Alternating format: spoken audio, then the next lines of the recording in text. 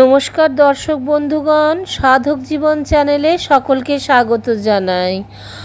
আজকে একটি জাতকের গল্প নিয়ে এসেছি। জাতকের গল্প সুখ কাহিনী। অতীতকালে পাঞ্চাল নগরের রাজা ছিলেন মহারাজ পাঞ্চাল।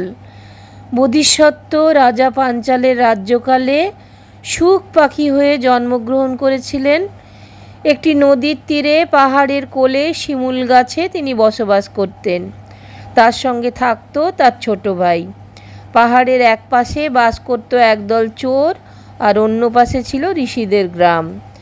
একদিন প্রচণ্ড ঝড়ে শিমুল গাছ থেকে ছিটকে বোধিসত্ত্ব পড়লেন ঋষিদের গ্রামে, আর ছোট ভাই গিয়ে পড়ল চোরেদের গ্রামে। পাঞ্চাল রাজ একদিন শিকারের সন্ধানে গভীর বনে প্রবেশ করেছিলেন। বিকেল গড়িয়ে যখন প্রায় সন্ধে হতে চলল, তখন পাঞ্চাল রাজের হুঁশ হলো তার সঙ্গী সাথীরা সকলেই হারিয়ে গেছে। সঙ্গীদের খুঁজতে খুঁজতে একসময় ক্লান্ত হয়ে তিনি গাছের নিচে শুয়ে ঘুমিয়ে পড়লেন। রাজাকে অবস্থায় দেখে বোধিসত্ত্বের ভাই এক চোরকে ডেকে রাজার পোশাক গয়নাগাটি খুলে নিতে বলল। দুজনের কথাবার্তায় রাজার ঘুম ভেঙে গেল। তাদের কথাবার্তা শুনে রাজা খুব ভয় পেয়ে গেলেন। সঙ্গে সঙ্গে তিনি ছুটে পালিয়ে গেলেন। ঋষিদের গ্রাম ধরে তিনি ঘুরতে লাগলেন।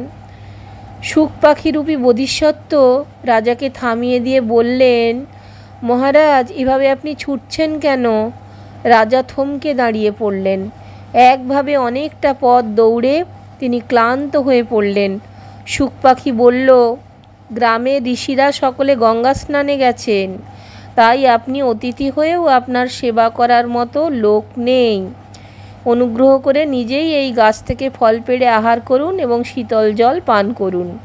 রাজা পাঞ্চাল অবাক হয়ে চোরদের গ্রামে সুখ পাখির কথা বললেন এবং বললেন তাদের কথোপকথন শুনে তিনি পালিয়ে এসেছেন। সুখ পাখিরূপী বোধিসত্ত্ব তখন বললেন, মহারাজ, এই সুখ পাখিটি আমার ছোট ভাই।